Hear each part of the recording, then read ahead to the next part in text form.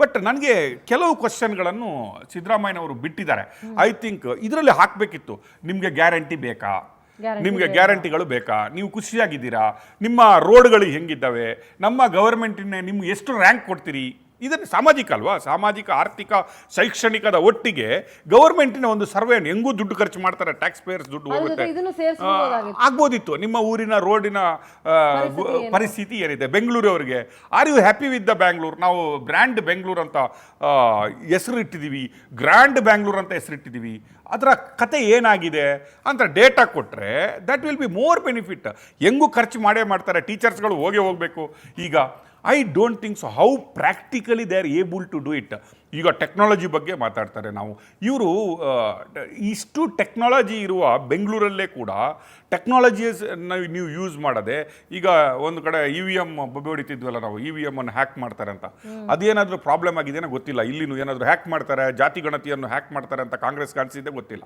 But for me ಈಗ ನೋಡಿ, ಎಲ್ಲ ಮನೆಯಲ್ಲಿ ಇರುವುದೇ ಒಬ್ಬರು ಇಬ್ಬರು ಮನೆಯಲ್ಲಿ ಇರೋದು. ಈಗ ಬೆಂಗಳೂರಲ್ಲಿ ಎಲ್ಲಿ ಬೇಕಾದರೆ ಆಗಲಿ ಅವರು ಮನೆಯಲ್ಲಿ ಇರ್ತಾರಾ ಇಲ್ಲ, ಇದ್ದ ಮಹಿಳೆಗೆ, ಸಪೋಸ್ ಇದ್ದ ಮಹಿಳೆಗೆ ಯಾವುದೋ ವಯಸ್ಸಿನವರು ಅಥವಾ ಅಷ್ಟು ಗೊತ್ತಿಲ್ಲದ ಮಹಿಳೆಗೆ ಅವಳು ಏನು ಡೇಟಾ ಕೊಡಬೇಕು ಬಂದಾಗ, ಗಂಡಸರು ಇರ್ತಾರ ಮನೆಯಲ್ಲಿ ಇಲ್ವಾ, ಮಕ್ಕಳು ಇರ್ತಾರ ಮನೆಯಲ್ಲಿ ಇಲ್ವಾ, ನೀವು ಮಕ್ಕಳ ಹತ್ರ ಕೇಳಿದರೆ, ಅಪ್ಪ ಅಮ್ಮನ ಹತ್ರ ಕೇಳಿದರೆ ನಿಮ್ಮ ಮಕ್ಕಳಿಗೆ ಎಷ್ಟು ಸಂಬಳ ಇದೆ ಅಂತ ಕೇಳಿದರೆ I don't think so common ಮನೆಯಲ್ಲಿ ಇರುವಂತಹ ಮಕ್ಕಳಿಗೆ ಅವನು ಇಂಜಿನಿಯರ್ ಇದ್ದಾನೆ, ಅವನಿಗೆ ಎಷ್ಟು ಸಂಬಳ, ಏನು ಸಿಕ್ಕುತ್ತೆ ನಿಮಗೆ ಇಟ್ ಈಸ್ ಪ್ರಾಕ್ಟಿಕಲಿ ನೋಡಿದರೆ, ನಾನು ಆ ಕ್ವಶನ್ ಏನು ಒಳ್ಳೆ 10th ಸ್ಟ್ಯಾಂಡರ್ಡ್ ನೀವು ಪಬ್ಲಿಕ್ ಎಕ್ಸಾಮ್ಗೆ ಕೂತ್ಕೊಂಡಂಗೆ ಇದೆ ಅದನ್ನು ನೋಡಿದರೆ I don't think so somewhere it is A practically possible ಅಂತದ್ದು.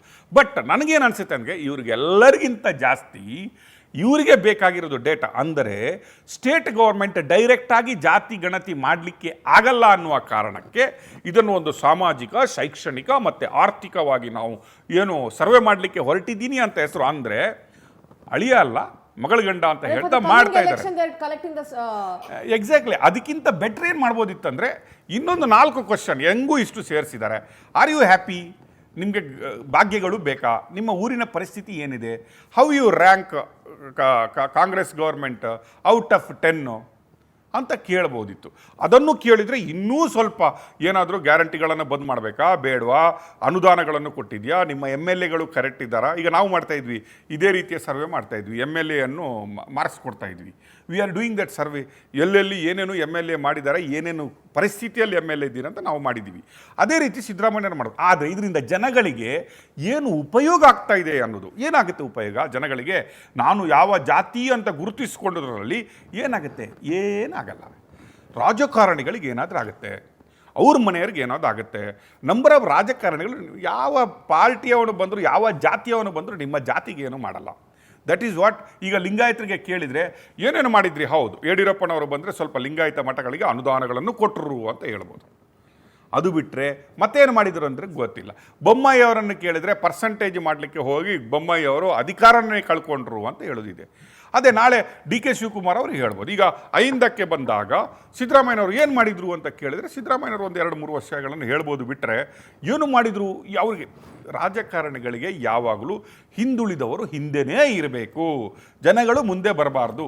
ಅವರಿಗೆ ಇದ್ರ ಬೇಕಾಗಿರೋದು ಅವರ ರಾಜಕಾರಣಕ್ಕೆ. ಬಿಟ್ಟರೆ ಇಷ್ಟೆಲ್ಲ ಮೀಟಿಂಗ್ಗಳು, ಮಠ ಮಂದಿರಗಳು, ರಾಜಕಾರಣಿಗಳು ಎಲ್ಲ ಸೇರ್ಕೊಂಡ್ಬಿಟ್ಟು ಈಗ ನೀವು ನಮ್ಮ ಜಾತಿಯವ ಇಷ್ಟರವರೆಗೆ ನೀವು ನಮ್ಮವ ಅಂತ ಯಾರೂ ಹೇಳದವರು ಈಗ ಇವ ನಮ್ಮವ ಅಂತ ಕರೆಯುವುದೇನಕ್ಕಂದ್ರೆ they all want benefit, not ಜನಗಳಿಗೆ, ಕಾಮನ್ ಪರ್ಸನ್ಗೆ. ಅಲ್ಪಸಂಖ್ಯಾತರನ್ನ, ಹಿಂದುಳಿದ ವರ್ಗಗಳನ್ನ ಸರ್ ಒಂಥರ ಇವ್ರು ಶೀಲ್ಡ್ಗಳಾಗಿ ಉಪಯೋಗಿಸ್ಕೊಂಡು ಪಾಲಿಟಿಕ್ಸ್ ಮಾಡ್ತಿದ್ದಾರೆ. ಅಷ್ಟು ಬಿಟ್ರೆ ಏನಕ್ಕೂ ಬೇಕಾಗಿಲ್ಲ ಅವ್ರಿಗೆ ಸರ್. ನೈತಿಕತೆಯ ರಾಜಕಾರಣ ಇಲ್ಲದ ಇರುವ ಸ್ಥಿತಿಯಲ್ಲಿ ದೇ ಯೂಸ್ ಎವ್ರಿಥಿಂಗ್. ಯಾವುದನ್ನೆಲ್ಲ ಬಳಸಬಹುದು ಅದನ್ನೆಲ್ಲ ಬಳಸಲಿಕ್ಕೆ ಮೊದಲ ಧರ್ಮ ಮತ್ತು ಜಾತಿ, ಯಾವುದು ಬೇಡ ಅಂತ ಹೇಳ್ತಾರಲ್ಲ ಇವರು ರಾಜಕಾರಣದಲ್ಲಿ, ಇದು 2 ಇರಬಾರ್ದು ಅಂತ ದಿನ ಯಾರಿಗೆ ಹೋಗಿ ಕೇಳಿ, ನೀವು ಯಾವ ಪಾರ್ಟಿಯವನಿಗೆ ಕೇಳಿ, ಯಾವ ರಾಜಕಾರಣಿಗಾಗಿ ಕೊಡಬೇಕು, ಇಲ್ರಿ ರಾಜಕೀಯದಲ್ಲಿ ಧರ್ಮ ತರಬಾರ್ದು, ರಾಜಕೀಯದಲ್ಲಿ ಜಾತಿ ತರಬಾರ್ದು, ಇದು 2 ತರುವುದವರು, ಇದರಿಂದನೇ ವಿನ್ ಆಗೋದು.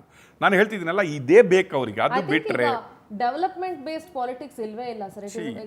ಈಗ ಆಲ್ರೆಡಿ ನೋಡಿ, ಆಲ್ರೆಡಿ ಕಾಂತರಾಜು ಇದಕ್ಕೆ ಎಷ್ಟು ಸ್ಪೆಂಡ್ ಆಯಿತು, ಅದರ ಮೇಲೆ ಇಲ್ಲಿ ಒಮ್ಮೆ ಸರ್ವೆ ಮಾಡುವಾಗ 165 ಕೋಟಿ ಹೋಯಿತು, ಅದರ ಮೇಲೆ ಪುನಃ ಒಮ್ಮೆ BBMP ಸ್ಟಿಕ್ಕರ್ ಅಂಟಿಸೋದು ಆಯಿತು, ಅದರ ಮೇಲೆ ಈಗ ಮಧುಸೂದನ್ ಆಯೋಗವನ್ನು ಮಾಡಿದ್ದಾರೆ.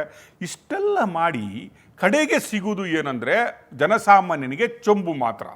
ನೀವು ಬಂದರೆ ಒಂದು ಚೊಂಬು ನೀರು ಕೊಟ್ಟು ಕಳಿಸಿ, ಬಂದವರಿಗೆ ಯಾರು ಟೀಚರ್ ಗೀಚರ್ ಅಲ್ಲ ಬರ್ತಾರಲ್ಲ, ಕಡೆಗೆ ಸಿಗುವುದು ಚೊಂಬು.